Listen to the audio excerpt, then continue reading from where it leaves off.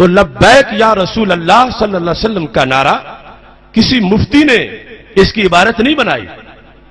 قرآن کہتا ہے فَإِنْ آمَنُوا بِمِثْلِ مَا آمَنْتُمْ بِهِ فَقَدِ اهْتَدَوْا، کہ اگر لوگ اپنے ایمان کو چیک کرنا چاہتے ہیں تو دیکھیں کہ اگر صحابہ کے ایمان کی سمت میں قبلہ ہے تو پھر ٹھیک ہے، اور اگر نہیں تو پھر صحیح کریں.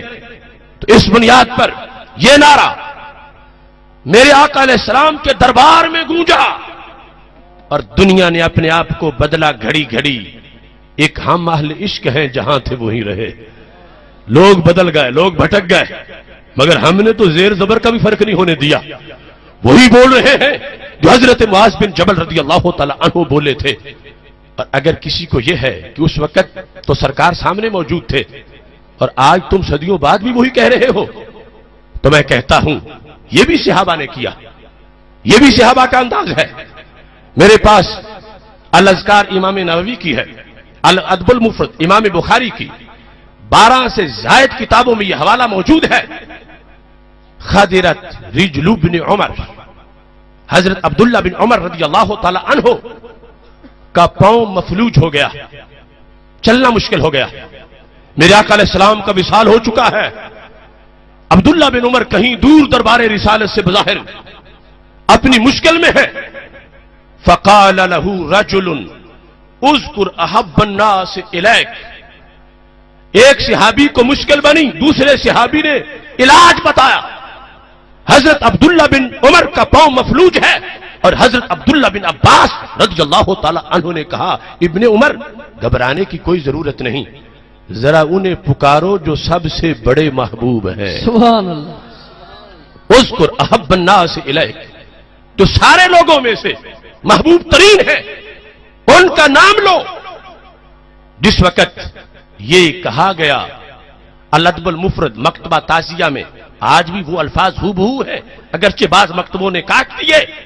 جس وقت ابن عمر سے کہا گیا اذکر احب الناس الیک، تو انہوں نے کیا کہا؟ ان کی زبان پہ تھا یا رسول اللہ صلی اللہ علیہ وسلم. میرے آقا علیہ السلام کو آواز دی، یا سے پکارا، بعد از وصال پکارا.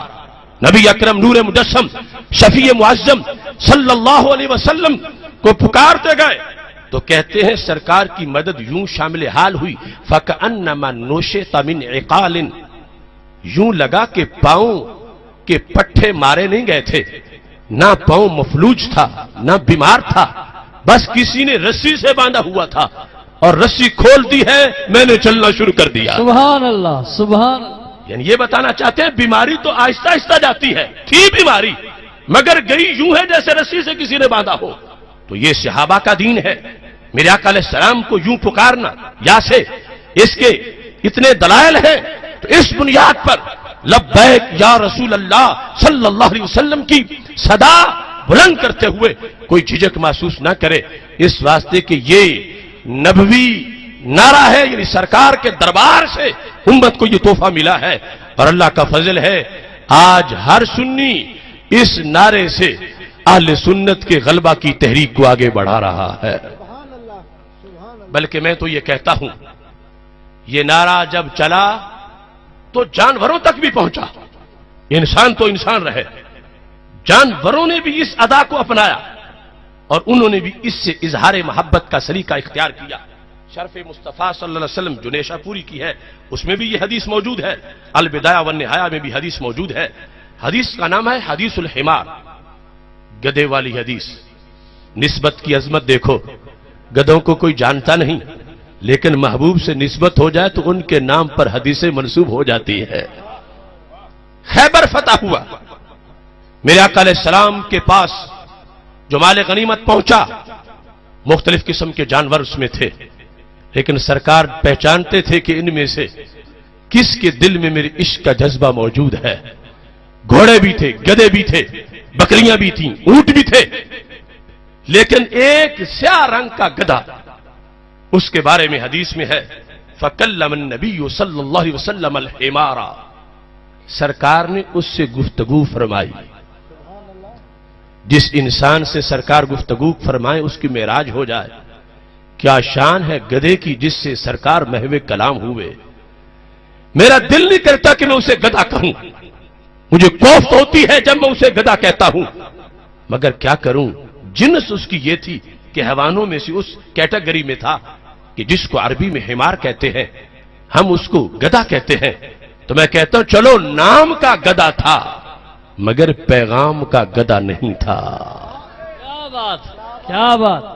میرے آقا علیہ السلام نے جب اس سے گفتگو کی تو حدیث میں ہے فَكَلَّمَهُ الْحِمَارُ، اس گدھے نے بھی ہمارے آقا علیہ السلام سے گفتگو کی۔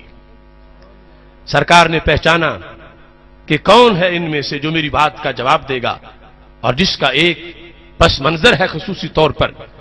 وہ گدھا جس وقت بولا، میرے آقا علیہ السلام نے فرمایا ما اسمک، بتاؤ تمہارا نام کیا ہے؟ اس نے کہا یزید بن شہاب، میرا نام یزید بن شہاب ہے۔ پھر اخرج اللہ من نسل جدی 60 حمارا کلہم لم یرکب الا نبی، فرمایا میں بڑا خاندانی گدھا ہوں، اوپر جو ہمارا کئی صدی پہلے جد اعلی ہمارا گزرا ہے، اس کی نسل سے رب نے 60 گدھے پیدا کیے ہیں، اور ان 60 کی اسپیشلائزیشن یہ ہے کہ ان پر صرف نبیوں نے ہی سواری کی ہے۔ ہم نبیوں کے خدمتگار ہیں، انبیاء علیہ السلام کے ہم خدمتگار ہیں۔ ایسے گدھے کلہم لم یرکبہم الا نبی، صرف نبی ان پہ سوار ہوئے ہیں۔ اب یہ کہنے کے بعد اس گدھے نے یہ بات بھی بتا دی، کہتا لم یبقى من نسل جدی غیری ولا من الانبیاء غیرک، کہ محبوب ان 60 گدھوں میں سے کہ جن کی پشت پر صرف نبیوں نے ہی سواری کی ہے، ان گدھوں میں سے صرف میں ہی باقی رہ گیا ہوں، باقی سب چلے گئے ہیں۔ اب اگلا جملہ سنو تو پتہ چلے گا کہ ختم نبوت کا عقیدہ کہاں تک پہنچا، اور جو آج انسان ہو کے ختم نبوت کا منکر ہو اسے گدھا کہنا یہ گدھے کی توہین ہے، چونکہ وہ گدھا ہو کے پتہ ہے کیا بول رہا تھا؟ کہتا ہے لم یبقى من نسل جدی غیری، میرے جد کی نسل سے سوائے میرے کوئی نہیں بچا ان 60 میں سے، ولا من الانبیاء غیرک، محبوب نبیوں میں سوائے آپ کے کوئی باقی نہیں ہے۔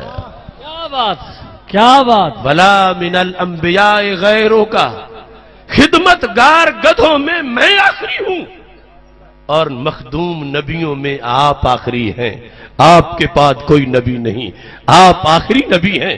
یہ گدھا ہو کے بھی وہ گواہی دے رہا ہے، اور ساتھ اپنا پس منظر بیان کرتے ہوئے کہتا ہے کنت اتوقعک، محبوب آپ سے میری ملاقات بائی چانس نہیں ہوئی، میں سال ہا سال سے امید میں تھا، مجھے تڑپ تھی کہ ملاقات ہوگی، میں اس انتظار میں تھا۔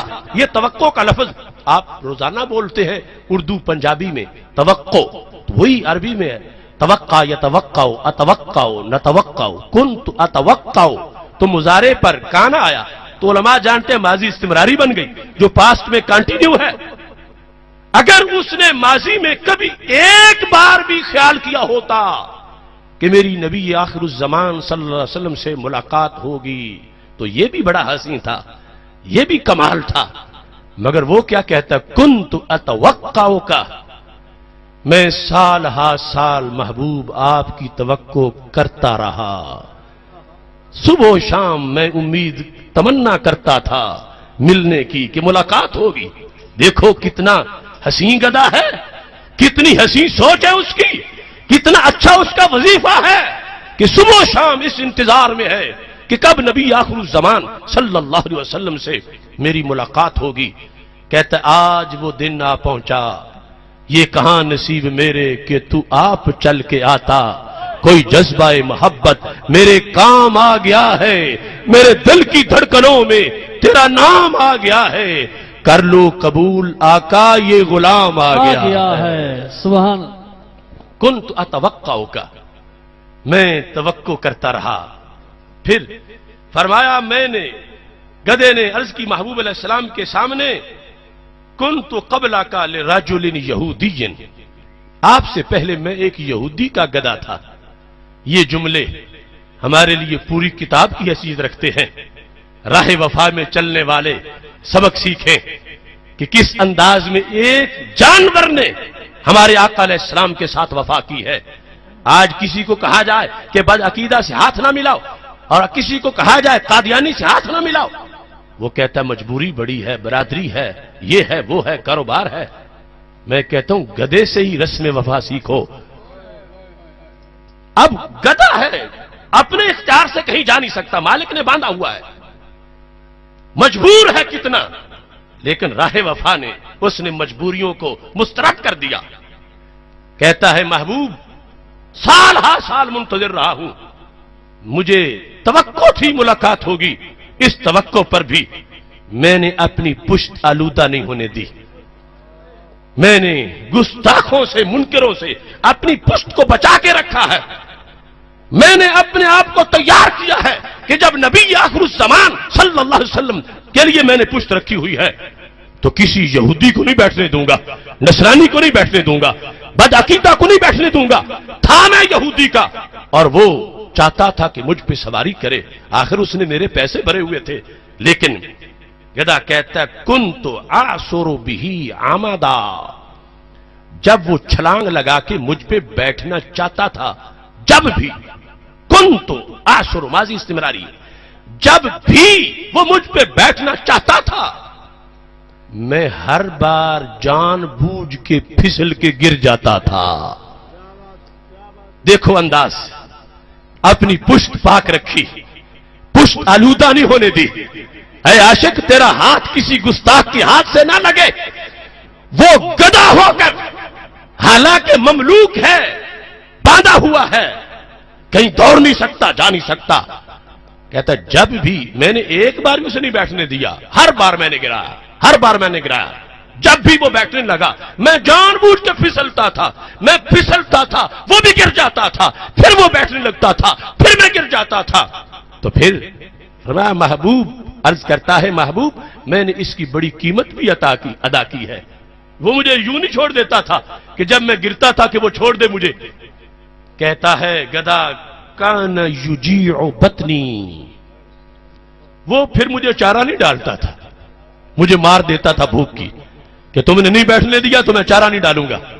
آج کسی پر ایف آئی آر کٹ جائے، تھانے میں چلا جائے، جیل میں چلا جائے اور اس کے اعصاب ڈھیلے ہو جائے، یہ راہ وفا نہیں ہے.